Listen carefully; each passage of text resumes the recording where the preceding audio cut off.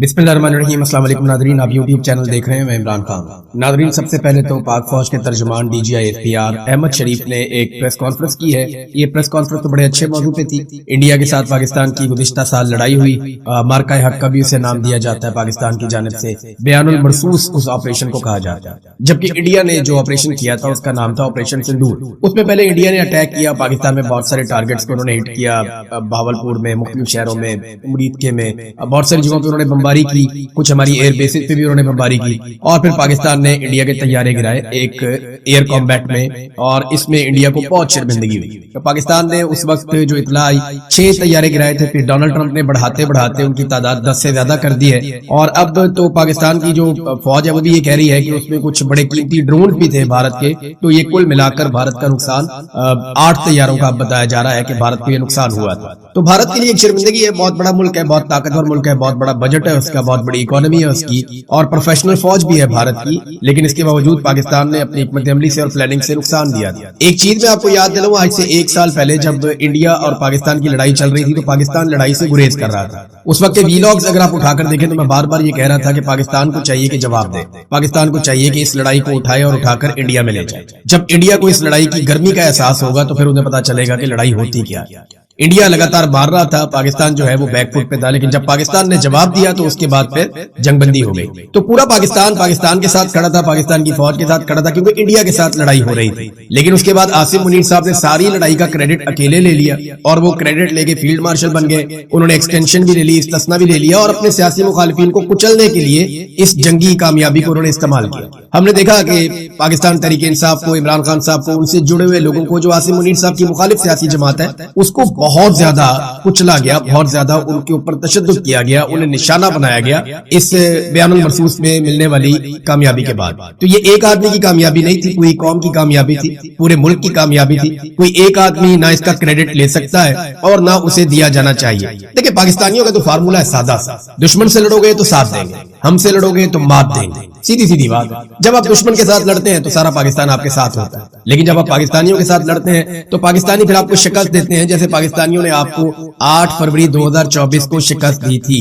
DGI-SPR ने कुछ बड़े हैरानकुन बयानात दिए। एक स्टेटमेंट DGI-SPR ने दिया। देखिए, अगर वो बात करते ना सिर्फ इंडिया के मामले में तो आज की प्रेस कॉन्फ्रेंस बड़ी मजेदार रहती है। वो सिर्फ इंडिया पे बात करते, इंडिया के हवाले से बात करते, बयानुल मरसूस पे बात करते, 1 साल गुजर गया उन्हीं यादों पे बात करते, कुछ फैक्ट्स हमारे सामने रखते, तो वो रिपोर्ट होते हो बड़ा अच्छा लगता। लेकिन DGI-SPR, क्योंकि पाकिस्तान की फौज काफी हद तक मिलिट्री एस्टेब्लिशमेंट पॉलिटिसाइज हो चुकी है और हमेशा से ही है, तो वो सियासत पे बात करने से बाज नहीं आए। उनसे सवालात भी किए गए, उन्होंने जवाब भी दिए। हालांकि वहां पे एक रिक्वेस्ट की जा सकती थी कि आज का हमारा ये सारा का सारा जो सेशन है ये नॉन पॉलिटिकल है, इस पे हम सिर्फ और सिर्फ बात करेंगे बयानुल मरसूस पे, और हम बात करेंगे इंडिया के साथ होने वाले मार्का हक पे, और किसी चीज पे बात नहीं होगी। लेकिन फिर सारी बात नहीं हुई। DGI-SPR ने एक बड़ा हैरानकुन बयान दिया, लेकिन वो इंडियन फौज के बारे में दिया। जरा बयान आप सुनिए और गौर से सुनिए, और आप सोचिए कि ये बयान सुनने के बाद आपके दिमाग में कौन सी फौज आती है। पहले आप ये बयान सुन लीजिए DGI-SPR का। अंग्रेजी में स्टेटमेंट है, ये सुन ले, फिर मैं आपको तर्जुमा बताता हूँ। जी, आपने ये स्टेटमेंट सुन लिया DGI-SPR का। अगर आप अपनी फौज को सियासत ज़दा करेंगे या अपनी सियासत को मिलिट्री ज़दा करेंगे तो ये चीज बहुत खतरनाक है। ये हम भारत में देख रहे हैं, ये DGI-SPR ने कहा। फौज को सियासत ज़दा करेंगे या अपनी सियासत को मिलिट्री ज़दा करेंगे। देखिए, मुझे पाकिस्तान की फौज से प्यार होना चाहिए ना, मैं तो पाकिस्तानी हूँ और मेरी फौज भी पाकिस्तान की फौज है। तो इंडियन फौज तो वो फौज है जिसके साथ पाकिस्तानी फौज लड़ती है, और हमेशा हमने पाकिस्तान के बयानियों को सपोर्ट किया। लेकिन सच सच होता है ना। देखिए, 4 मार्शल्लाह इंडिया में लगे या पाकिस्तान में लगे, कहाँ की फौज है जिसने सियासत की? 4 मार्शल्लाह तो लगे हैं जनाब पाकिस्तान में, और जो आर्मी डिक्टेटर्स हैं वो सदूर कहाँ पे बनते रहे? इंडिया में बनते रहे या पाकिस्तान में बनते रहे? पाकिस्तान में बनते रहे। पाकिस्तान की फौज ने हुकूमतें गिराई हैं या इंडियन फौज ने हुकूमतें गिराई? पार्लियामेंट हाउस के ऊपर, PTV के ऊपर, वजीर आजम हाउस के ऊपर कब्जा पाकिस्तान की फौज ने किया है या इंडियन फौज ने इंडिया के अंदर ये काम किया है? भारत में कोई SIFC तर्ज का इदारा नहीं बनाया जाता, पाकिस्तान में बनाया जाता है। भारतीय फौज कोई बहुत बड़े कमर्शियल कारोबार भी नहीं करती। मैं उसकी तारीफ नहीं कर रहा, लेकिन मैं फर्क आपको बता रहा हूँ कि DGI-SPR को ये स्टेटमेंट नहीं देना चाहिए था। स्टेटमेंट देने से पहले उन्हें देखना चाहिए था कि वो खुद कहां खड़े। सियासतदानों का अगवा करके जबरदस्ती फैसले और तरमीम नहीं करवाई जाती, भारत में, पाकिस्तान में करवाई जाती है। वहां फौजी अफसरान के बैनर्स और पोस्टर सड़कों पर और इंतखाबात में नहीं लगाए जाते कि जनाब ये मेरा जर्नैल से ताल्लुक है, ये फील्ड मार्शल की जमात है हमारी, हम उनको सपोर्ट कर रहे हैं, आप हमें वोट डालें। इस तरह वहां भारत में वोट नहीं मांगे जाते। یہ پاکستان میں کیا جاتا ہے. بھارت میں وہاں کے ملٹری چیف جو ہے وہ ایکسٹینشن وغیرہ اس طرح کی چیزیں نہیں لیتے, ان چکروں میں نہیں پڑتے. یہاں پاکستان میں ان چکروں میں بہت زیادہ پڑتے ہیں, بھارت میں یہ چیزیں بہت کم ہیں. پھر وہاں جو ہے پولیس والا بھی ایک فوجی آفیسر کو پوچھ سکتا ہے, یعنی قانون کی اس حد تک بالادستی ہے کہ وہ کم سے کم فوجی جواب دہ ہوتا ہے, اگر پولیس والا بھی اس کو پوچھنا چاہے تو پوچھ سکتا ہے. وہاں فوج پورا الیکشن چوری نہیں کرتی بھارت میں. پاکستان میں تو پورا کا پورا الیکشن ہی چوری ہو گیا نا. الیکشن کمشنر کی تو اوقات ہی نہیں ہے, ایک آواز دے آرمی چیف تو وہ بیچارہ دوڑا جاتا ہے فائلیں ہاتھ میں لے کر. لیکن بھارت کے اندر جو الیکشن کمشنر ہے وہ بہت آزاد ہے, بہت طاقتور ہے, اور وہ الیکشن کرواتے ہیں اپنی مرضی سے. تو ان کا آرمی چیف ملکی اور عالمی معاملات کے اندر مداخلت بھی نہیں کرتا, نہ معیشت میں مداخلت کرتا ہے, نہ داخلی پالیسیز میں مداخلت کرتا ہے, نہ خارجی پالیسیز میں مداخلت کرتا ہے. آج میرے سننے والے جو لوگ ہیں ان میں سے زیادہ تر کو یہ پتا بھی نہیں ہوگا کہ انڈیا کا آرمی چیف کون ہے, لیکن آپ سب جانتے ہیں کہ پاکستان کا آرمی چیف کون ہے. ڈونلڈ ٹرمپ سے پوچھے نا انڈیا کا آرمی چیف کون ہے, وہ نہیں بتا پائے گا. پاکستان کا آرمی چیف کیونکہ غیر نصابی سرگرمیوں میں اتنا زیادہ متحرک رہتا ہے, وہ سارے کام کرتا ہے جو اس کے کرنے کے نہیں ہے, لہذا وہ ہائی لائٹ میں بھی رہتا ہے. پھر ایک اور بات جو ہے وہ D G I S P R نے کی پولیٹیکل پارٹیز کے بارے میں. پاکستان میں پولیٹیکل بات چیت سیاسی جماعتوں کا استحقاق ہے, مسائل حل کرے. کس نے روکا؟ افواج سیاست میں سٹیک ہولڈر نہیں, ہم کسی سیاسی سوچ کی نمائندگی نہیں کرتے. دیکھیں ڈی جی صاحب ایسے تو نہ کریں. مجھے جب آئی ایس آئی اٹھا کر لے کر گئی تھی تو 5 مہینے میرے سے صرف سیاسی مطالبات کر رہی تھی کہ یہ پریس کانفرنس کر دو, یہ بات کہہ دو, وہ بات کر دو, اس کے خلاف جھوٹی گواہی دے دو, فلانے سیاستدان کو سپورٹ کر دو ہمارے کہنے پر, اور فلانے سیاستدان کو سپورٹ نہ کرو کیونکہ ہمارے آج کل وہ خلاف ہے. تو آئی ایس آئی تو 5 مہینے سیاست ہی کر رہی تھی. اور کیا کر رہی تھی جب میں ان کی جبری طور پہ گمشدگی کے دوران میں ان کی حراست میں تھا؟ وہ یہی کام کر رہے تھے. آپ نے خود ایک سیاسی جماعت کو انتشاری قرار دیا, اس کے لیڈر کو ذہنی مریض قرار دیا, اور آپ نے یہ بھی کہا کہ انتشاریوں کے ساتھ کوئی بات چیت نہیں ہو سکتی. کئی گھنٹے کی پریس کانفرنس آپ نے ایک پولیٹیکل پارٹی کے خلاف کی, پھر آپ کہتے ہیں فوج کا سیاست سے کوئی تعلق نہیں ہے. یہ اس صدی کا سب سے بڑا جھوٹ ہے جو D G I S P R بولتے ہیں. یعنی سیاستدان خود بیچارے کہتے رہے 2024 میں جب مذاکرات ہو رہے تھے, وہ کہتے تھے ہمارے بس میں کچھ نہیں ہے, ہم پی ایم ایل این والوں سے, پیپلز پارٹی والوں سے بات کرتے ہیں, وہ ہاتھ کھڑے کر دیتے ہیں. آپ کہہ رہے ہیں آپ کا سیاست میں کردار کوئی نہیں ہے. خواجہ آصف جو آپ کا وزیر دفاع, آپ کا باس ہے, آپ کے باس کا بھی باس ہے, وہ کہتا ہے جی پاکستان میں ہائیبرڈ سسٹم چل رہا ہے, دوگلا نظام, یہاں پہ فوج حکومت خود کر رہی ہے ہمارے ساتھ مل کر. آپ کے باس کا باس یہ کہتا ہے کہ فوج سیاست میں ہے, اور آپ یہ کہتے ہیں فوج سیاست میں نہیں ہے. جنرل باجوہ بھی سیاست میں تھا, اور وہ ثابت ہو رہا ہے روزانہ کی بنیاد کے اوپر, اس کے اوپر گواہی دی جا رہی ہے, اور موجودہ سیاستدان دے رہے ہیں. یہ جب کل عاصم منیر صاحب نہیں ہوں گے نا اس سیٹ کے اوپر, تو آپ دیکھیے گا کہ یہ جتنے لوگ آج کل سلام ٹھوکنے آتے ہیں نا, یہ سارے کہانیاں مارکیٹ میں پھیلائیں گے کہ عاصم منیر نے کس کو کیا کہا تھا, کس کو کیا کہا تھا, کس کو کیا کہا تھا. لوگ اس کے اوپر کتابیں لکھ دیں گے. اب 2024 میں جب مذاکرات ہو رہے تھے حکومت کے اور اپوزیشن کے, تو اس وقت عمران خان صاحب سے ایک ملاقات کروانی تھی. حکومت نے وعدہ کیا جی ہم کل ملاقات کرواتے ہیں عمران خان صاحب سے آپ کی, اور اس کے بعد حکومتی اراکین نے اپوزیشن کو یہ پیغام دیا کہ جناب ہمارے بس سے باہر ہے, یہ ملٹری اسٹیبلشمنٹ یا فوج نے یہ فیصلہ کرنا ہے کہ عمران خان سے آپ کی ملاقات ہونی ہے یا نہیں ہونی. پھر آپ کہتے ہیں کہ آپ کا سیاست سے تعلق کوئی نہیں ہے. دیکھیں اگر یہ سارا جھوٹ بولنے کی بجائے بیان المرصوص کے اوپر توجہ مرکوز رکھتے ڈی جی صاحب تو زیادہ بہتر تھا, یا وہ یہ بتاتے کہ میں نے پورا وہ پڑھا ہے, جہاں جہاں پہ خبر مجھے ملی میں سن تو نہیں پایا, لیکن جہاں جہاں پہ یہ خبریں چھپی ہیں بی بی سی میں, مختلف جگہوں پہ میں نے ان کو پڑھا, تو بھارت نے پاکستان کا پانی روکا ہوا ہے. اس کے اوپر ان کو ایک حکمت عملی دینی چاہیے تھی کہ ہم بھارت سے پانی کیسے اور کب چھڑوائیں گے. دیکھیں جو سندھ طاس معاہدہ ہے اس کے تحت 3 دریا ہم نے بھارت کو دے دیے تھے, ستلج, بیاس اور راوی. وہ تینوں تو ہو گئے خشک.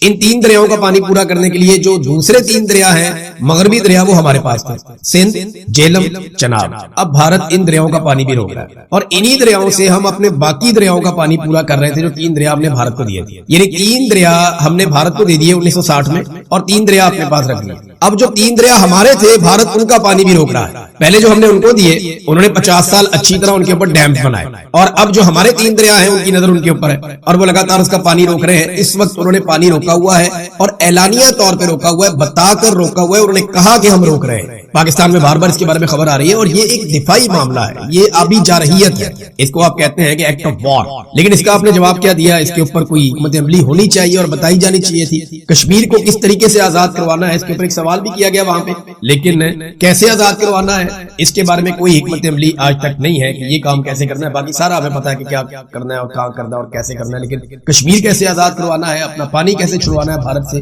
اس بارے میں کوئی حکمت عملی نہیں تھی. بہرحال پولیٹیکل معاملات پہ جتنا مرضی آپ کام کروا لیں. اب ناظرین آئے ذرا انٹرنیشنل خبر کے اوپر, تو یہاں پہ ڈونلڈ ٹرمپ نے ایک اور ڈیڈ لائن دے دی ہے. ایک ڈیڈ لائن ڈونلڈ ٹرمپ نے اور دی, اور ڈیڈ لائن ہے جناب 1 ہفتے.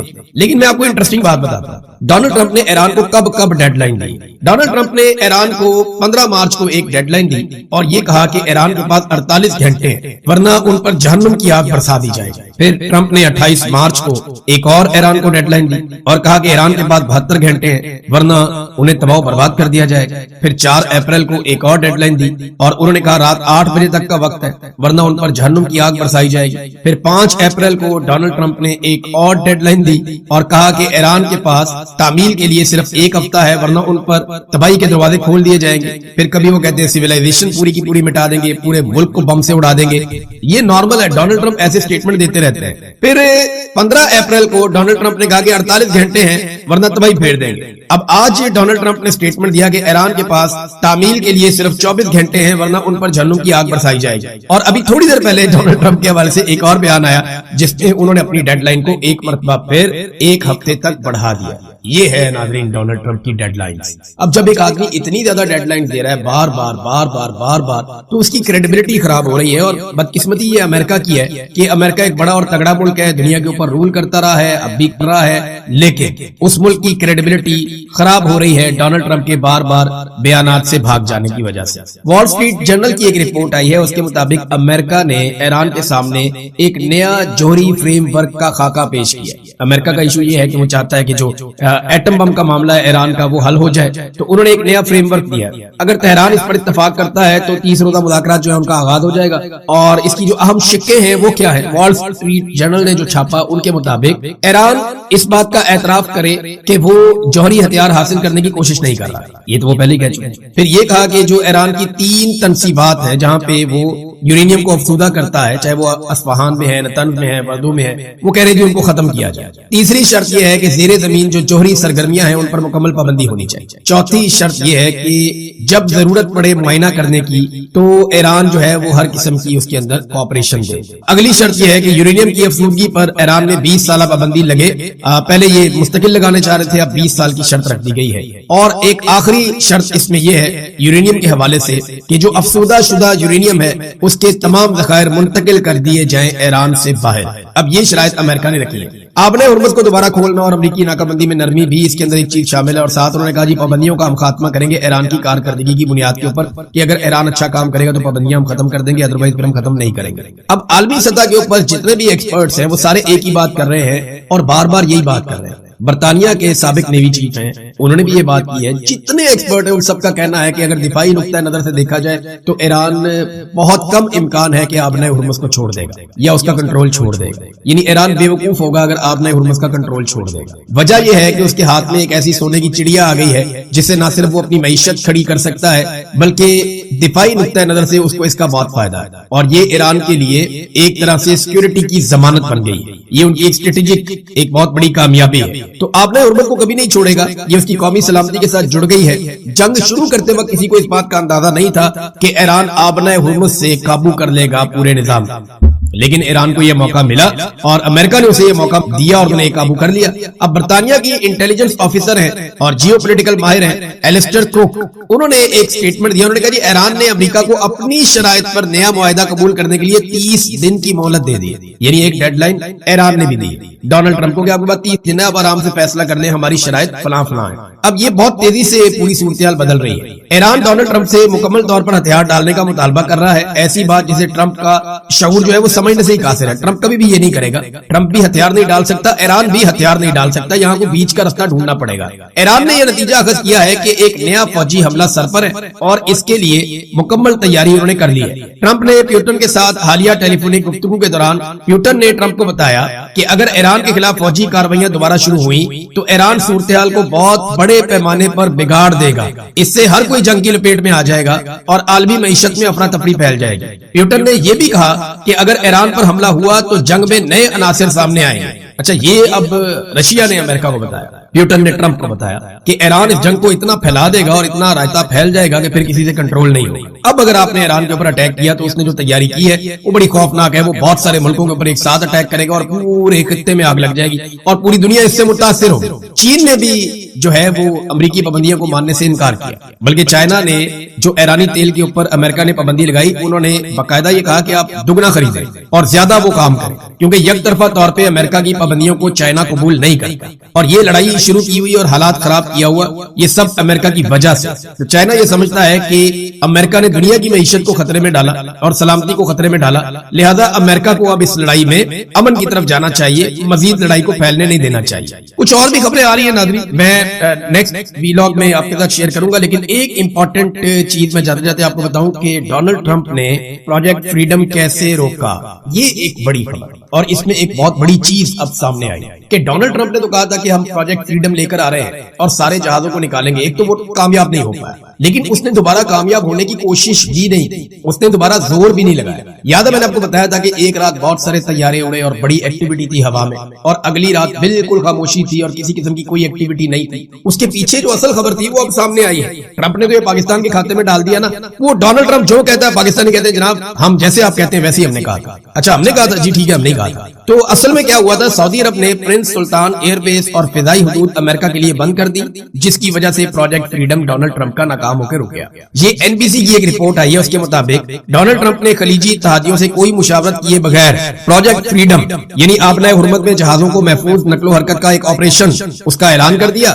تو سعودی عرب نے فوراً امریکہ کو پرنس سلطان ایئر بیس اور اپنی فضائی حدود استعمال کرنے سے انکار کر دیا۔ ڈونلڈ ٹرمپ نے محمد بن سلمان کو ٹیلی فونک کال بھی کی، لیکن کوئی فائدہ نہیں ہوا۔ آپریشن شروع ہونے کے بعد قطر سے رابطہ کیا گیا، جبکہ عمان کو تو اعلان کے بعد ہی خبر دی گئی۔ نتیجہ یہ نکلا کہ خلیج کے اہم ترین اتحادیوں کو اندھیروں میں رکھ کر یک طرفہ فیصلہ کرنے کی قیمت واشنگٹن کو بہت بھاری پڑی۔ سعودی رد عمل کے سامنے ڈونلڈ ٹرمپ کو پروجیکٹ فریڈم کو روکنا پڑا۔ یہ خطے کی ایک بہت بڑی ڈیولپمنٹ ہے، بہت بڑی بریکنگ نیوز ہے۔ ایک طرف UAE جو اسرائیل اور امریکہ کے ساتھ مل کر ایران کے خلاف سخت فوجی اقدامات کو بڑھاوا دے رہا ہے، وہیں سعودی عرب نے ممکنہ فوجی کارروائی کا رستہ روکا ہے۔ یہ UAE اور سعودی عرب کے بالکل مختلف خارجہ پالیسی کو بھی ظاہر کر رہا ہے۔ تو ناظرین اس خبر سے آپ بہت سارا کچھ سمجھ سکتے ہیں، فیوچر میں ہم اس پہ بات کریں گے۔ اب تک کے لیے اتنا ہی، اپنا خیال رکھیے گا، اپنے اس چینل کا بھی۔ اللہ حافظ۔